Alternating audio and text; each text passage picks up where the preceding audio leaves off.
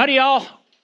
We had an exciting episode last episode, but we have a punch list of little things to fix and iron out so that this thing will run like a champ.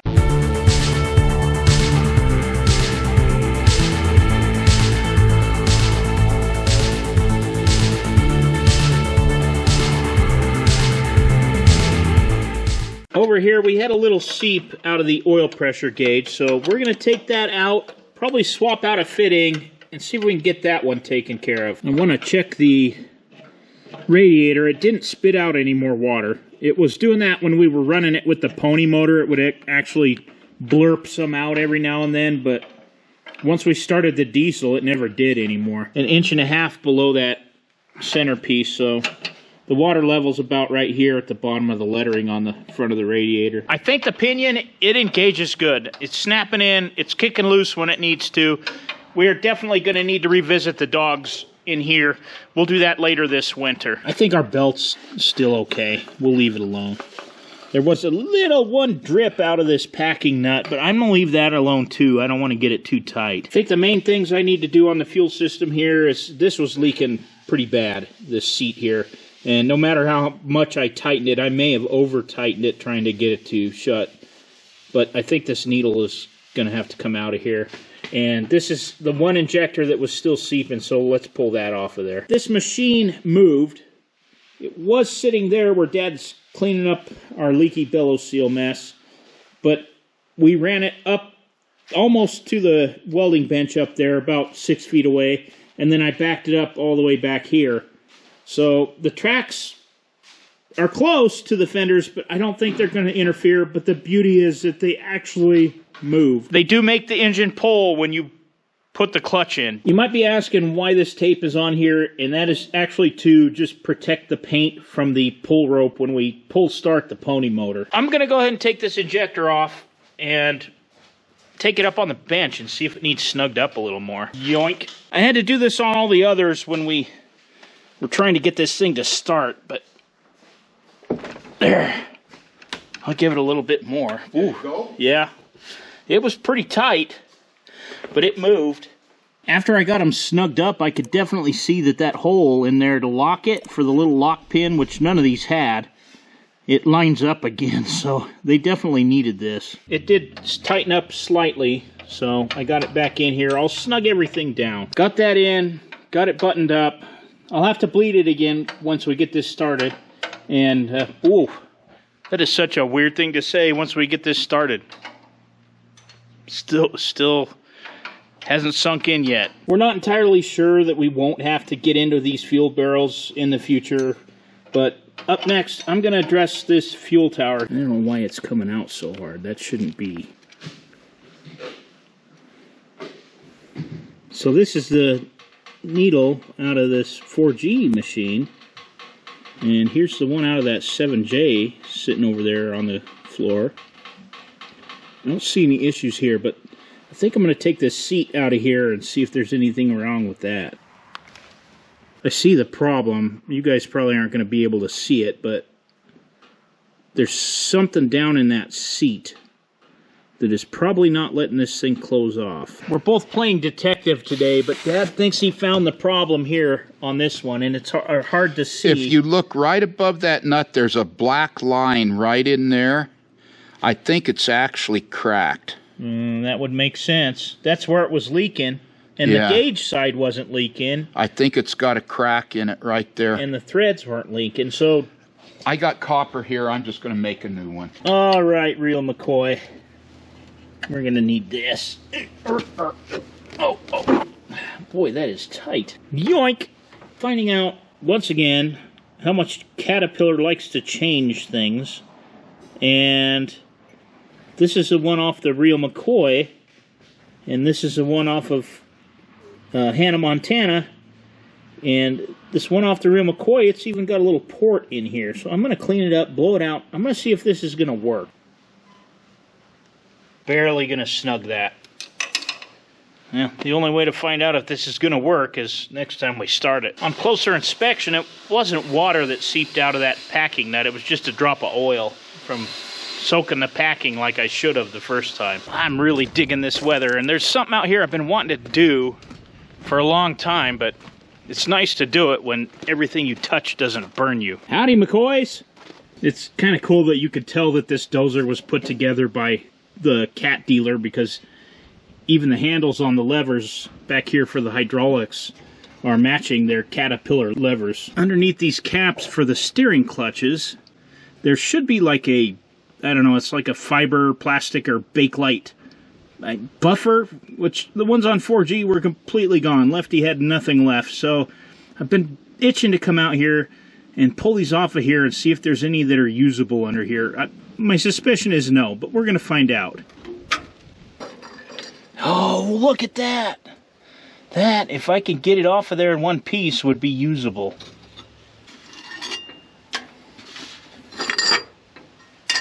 Oh, look at that. I mean, it ain't pretty, but it'll work. Came out in one piece. Again, they're not great, but they're better than nothing. Not a bad haul from the D4 parts store. You rascals best look away, you hear? You just look away. We'll be back. This is kind of hokiness in here. So I was hoping we wouldn't have to use it because it's weather stripped. It really doesn't stay in place. That's something that's been bugging me and on the back of my mind since we were at that point in the project. And I wasn't going to deal with it until this point in the project, so I'm glad I did. Oh, so much nicer.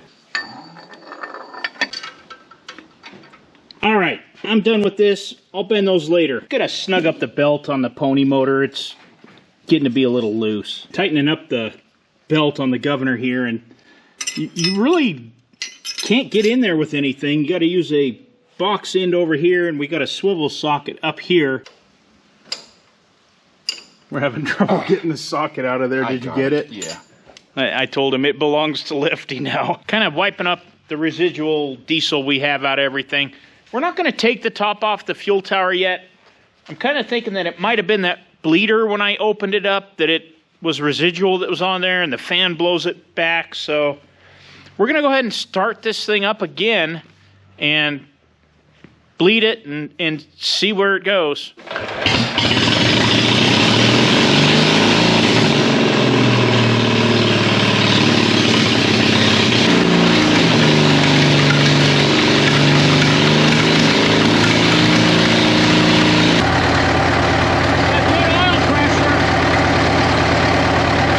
Idle. Still sounds like it's got a mess. Might have to work some bugs out, but I can't tell where or what's coming from. Too low fuel pressure.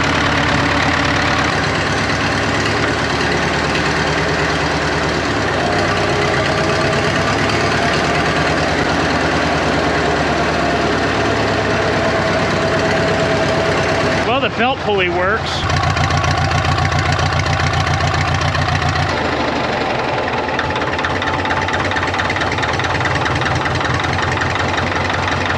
Got good oil pressure at idle. Yeah, but it's really... I'm gonna shut it off.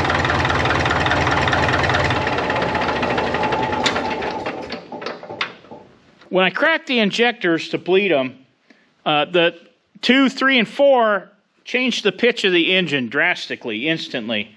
But number 1, it didn't really do much, so I think if we have a culprit, something's wrong, it's got to be number 1. The other good news is this seat is not leaking with the new one I put in here. We verified that our rack setting was correct. I think I'm going to pull that injector and swap it with number 4. So 1 and 4 we're going to switch. It does make it easier if you want to check your rack settings. You can see there's a mark right like here on number 2. And that aligns with that dot on top of the gear on the plunger. If you turn the main engine so that the cam in the fuel pump is up, those will come up over this bar just ever so slightly. Now these two you can see, but these two are hard to see. So if you pull this bolt out of here with that plunger up as far as it will go, you can see through that little bolt hole right there if it's lined up. It's a little trick I learned when we did this fuel pump before, and I definitely just verified, and apparently that's a common problem, that those get off one tooth, and one tooth, you're either getting fuel too soon or too late. So there's injector number 4, and I don't really see anything too abnormal in there. You can kind of see the spray pattern, can't you? Relatively clean. This is our number 1 injector, and you can see it still looks perfectly clean. So my suspicion is that it might not even be getting the fuel up there to begin with. Very interesting conclusion here, because I got all these in here, I got them tipped upside down. But look at the top of the injectors, it's kind of interesting. This is the one that I suspected was our problem from the get-go, and look how clean it is. You could tell there's a burn on that 3, on this 2, and the one that I had in number 4. They all look like they've been firing correctly. So my theory here is that this will narrow down whether this is an injector or a fuel barrel issue, because if number 1 cylinder doesn't spray, we know that this injector is good. If it doesn't spray, we know it's the fuel barrel. If this injector in number 4 doesn't spray, we know it's the injector. And this is a Caterpillar serviceman's test. This was in the book to do it like this. We've also been advised not to get too concerned over that fuel pressure gauge on the tower. I've got the original service kits that were inside of these injectors, and this is the one that we're having issues with, that we think. I'm going to open it up, and I'm going to put one of the old service kits back in here, and we'll see if that changes anything. So we know those 3 injectors were all spraying. I put one of the old service kits in here off of the 7J, the original one probably out of these injectors. So we're going to try this. I've got 2 sitting right there on the fender from the real McCoy as backup plan. The service kit that I took out of that injector, it's stuck. It is not moving. When I pulled the injector apart, there was diesel on top of it. So I'm going to take it in the house tonight and soak it in some corel. But for now, we're going to move forward with these.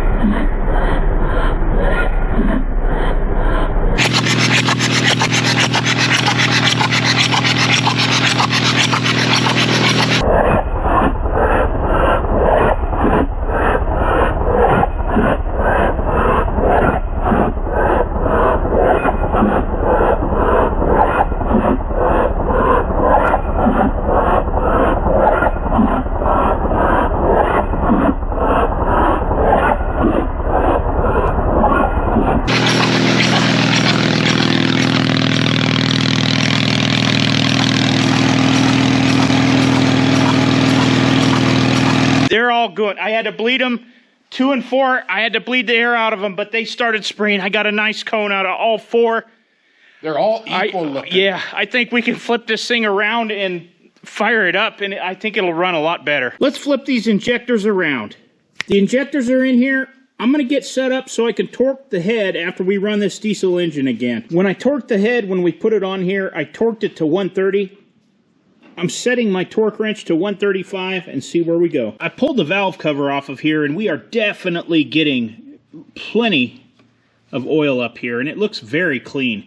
But I'm sizing up these nuts here so we can take off these rockers so that I can torque the head. We got Grandpa here today. He wanted to see this.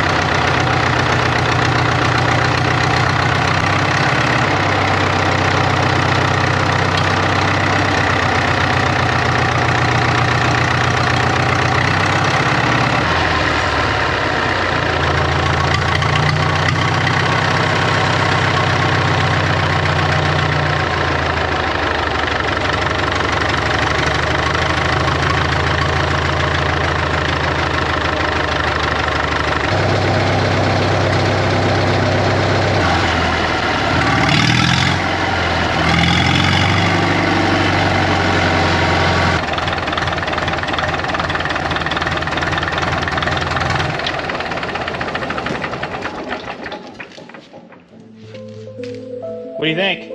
I think we're in business. I think we got some wet stacking, but it needs broke in. Yep. Well, we got oil up there, that's for sure. Here's this one. Is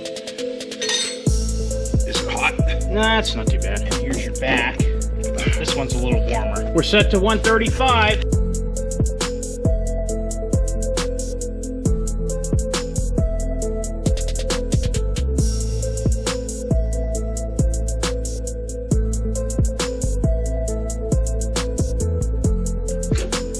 Yeah, they're fine. These are well lubricated. I'm gonna torque them to 50. Everything's hot. We're gonna set the valves.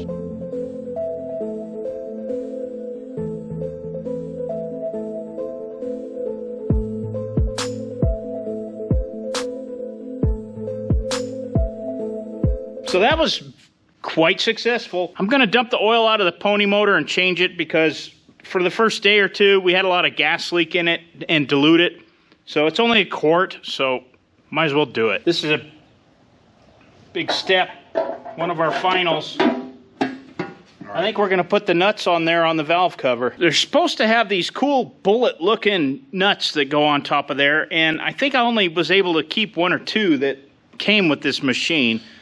And if you know by now, it bugs me not to have a complete set, so we're gonna put them all the same. And their updated part number, Caterpillar nuts. Now our 5Ts do have little O-rings that go in there, but on the 4Gs and early 7Js, they do not. It's just that metal adapter that goes under there that acts as kind of a washer. Ooh, that's pretty dark.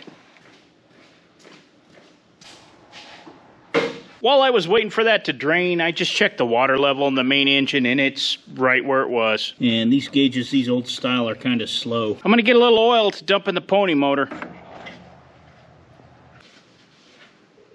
It's on the full mark. All right, I'll leave it be. A little bit of wet stacking. We ironed out all the little punch list items after the first start. We're good on leaks. I mean, we've been really good on leaks. We have the bellows seals. Fingers crossed, of course. But I think we can iron out the rest of this, and now we can start assembling it. There's not much more to go. The seat, the other fender, toolbox, and that's about it. Oh, decals. That's going to be a cool one, too.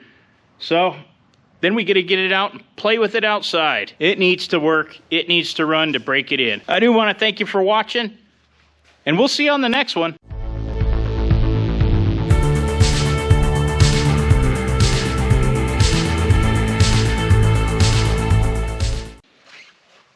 You can see it right up there. We got 1 hour on the hour service meter. 1 hour. You won't find any greater hours on the D4. It's a great hour. The greatest hour ever on this D4. Probably better than the hours that were put on it when it was factory new. People are going to say, wow, what a great hour that was. Let's flip these injectors. Let's flip these injectors around. You would never make it as a cleaner because you do a lousy cleaning job. Hey, my cleaning is on par with Grandpa's. Yeah, which is sometimes none. I mean, yeah, true.